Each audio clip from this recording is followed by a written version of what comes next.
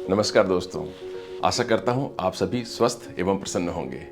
क्या आपके आसपास, आपके परिजनों में या पड़ोस में कोई ऐसा व्यक्ति है जिसकी हैंडराइटिंग खराब होती चली जा रही है, हाथ में कंपन होने लगा है और कभी कभी उनके चेक बाउंस हो रहे हैं बैंक में, और जब कभी वे चाय का प्याला पकड़ते हैं या चाय का कप हाथ में रखते हैं तो चाय का कप हिलने लग जाता है।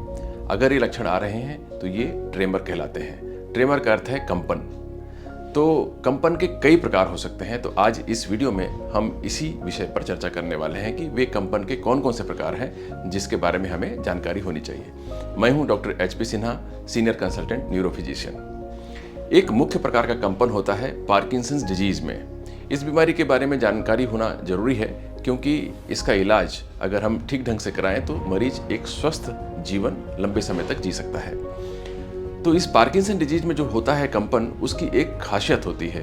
वो खासियत यह होती है कि यह ज़्यादातर शुरुआत में जब होता है तो रेस्ट के समय होता है, जब आप आराम की स्थिति में होते हैं उस समय होता है। मतलब जैसे आप कुछ काम नहीं कर रहे हैं, साधारण रूप से बैठे हैं तो हाथ कांपने लगता है, और जब आप चल रहे हैं तो हाथ जो है हल्का हल्का कांपता रहता है, जो कि दूसरा व्यक्ति नोटिस कर पाता है। प्रायः मरीज को यह पता नहीं चल पाता है। लेकिन पार्किंसन डिजीज में केवल ट्रेमर नहीं होता है, उसके साथ में और बहुत सारे लक्षण होते हैं।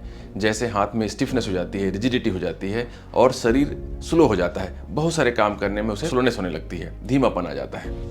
लेकिन ऐसा नहीं है कि पार्किंसन डिजीज में केवल रेस्ट ट्रेमर होता है। इन्हें एक्शन ट्रेमर भी हो सकता है, मतलब कुछ काम करते वक्त भी हाथ कांप सकता है। फिर एक दूसरा प्रकार होता है जिसे हम कहते हैं इसेंशियल ट्रेमर। इस इसेंशियल ट्रेमर में केवल और केवल कंपन होता है और अन्य कोई समस्या नहीं होती है, और यह तब होता है जब मरीज कुछ काम कर रहा होता है या किसी खास पोजीशन में उनका हाथ होता है। जैसे कि अगर हम उन्हें कहें कि हाथ ऐसे लंबा कर लें तो हाथ कांपने लग जाता है, और जब वे किसी चाय का प्याला पकड़ते हैं या पेन पकड़ कर लिखना शुरू करते हैं या कोई भी चीज़, कोई भारी सामान थोड़ा होल्ड करने की कोशिश करते हैं तो उनका हाथ कांपने लगता है। तो इसे हम कहते हैं पोस्चरल एंड एक्शन ट्रेमर। तो ये इसेंशियल ट्रेमर की पहचान है।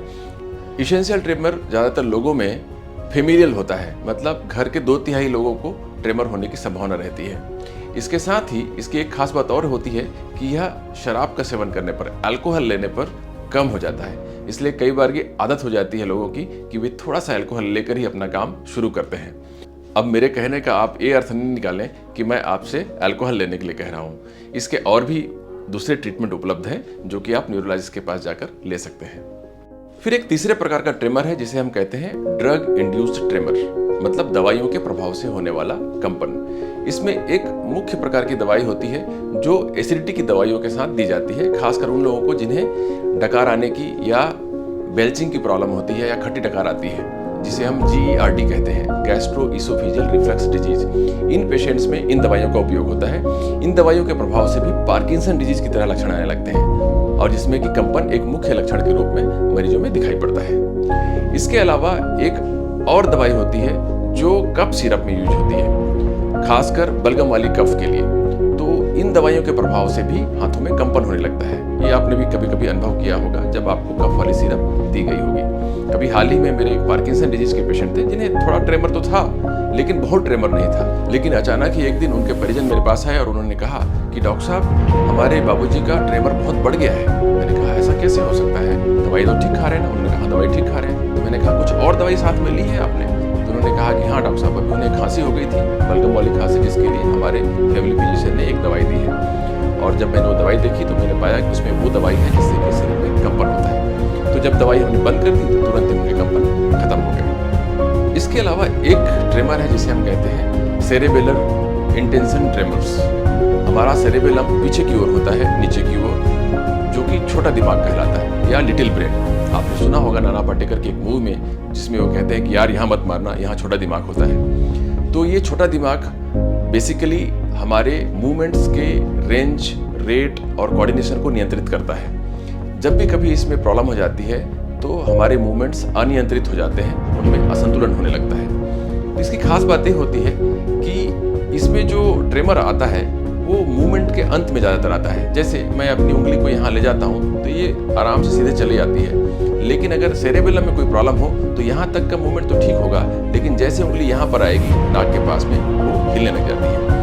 तो इसे कहते हैं इंटेंशन ट्रेमर। तो ये सेरेबेलम की या छोटे दिमाग की या लिटिल ब्रेन की प्रॉब्लम की वजह से होता है। इसके अलावा आप में से बहुत से लोगों ने अनुभव किया होगा कि जब कभी इमोशनल डिस्टर्बेंस होता है तो भी शरीर में कंपन होने लगता है, और यह होता है हमारे सिंपैथेटिक सिस्टम के ओवर एक्टिविटी की वजह से। हम सबके शरीर में ऑटोनोमिक नर्वस सिस्टम होता है, जिसके दो हिस्से होते हैं, एक है सिंपैथेटिक नर्वस सिस्टम और दूसरा है पैरासिम्पैथेटिक नर्वस सिस्टम।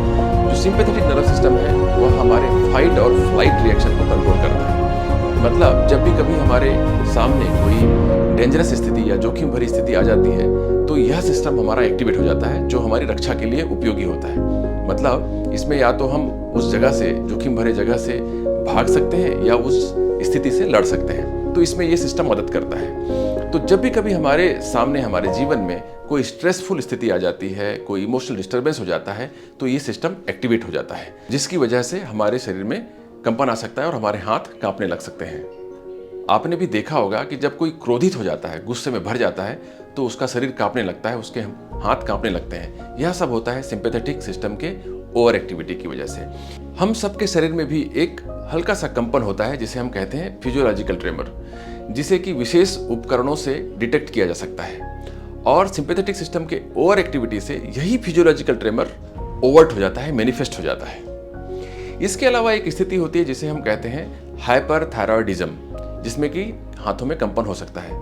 आप सब लोग प्रायः हाइपोथायरॉयडिज्म से परिचित होते हैं, जिसमें कि शरीर मोटा हो जाता है, सर के बाल या भौहों की बालें जो है वो कम होने लग जाती हैं और शरीर गोल मटोल सा होने लग जाता है, कब्जी होने लगती है, शरीर की स्किन रूखी होने लग जाती है। इसे कहते हैं हाइपोथायरॉयडिज्म। इसके विपरीत होता है हाइपरथायरॉयडिज्म, जिसमें कि थायराइड की मात्रा शरीर के अंदर बढ़ जाती है। तो इस बीमारी में भी हाथों में कंपन हो सकता है। तो इस वीडियो को बनाने का कुल मकसद यह है कि आप घबराएं नहीं, क्योंकि लोग मेरे पास आ जाते हैं जब भी थोड़ा भी हाथ में कंपन होने लगता है तो वे पूछने लग जाते हैं कि डॉक्टर साहब कहीं मुझे पार्किंसन डिजीज तो नहीं हो गया, कुछ ही दिनों में मैं डिसेबल्ड तो नहीं हो जाऊंगा। जबकि ऐसी बात नहीं होती है। अधिकांश केसेस में कंपन उतना भयानक नहीं होता है और अधिकतर लोगों को दवाइयों से या केवल काउंसलिंग मात्र से ही आराम मिल जाता है। अगर आपको ये वीडियो उपयोगी लगा हो तो आप इसे अपने प्रियजनों को जरूर शेयर करें, वीडियो को लाइक करें और चैनल को सब्सक्राइब करें। बहुत बहुत धन्यवाद।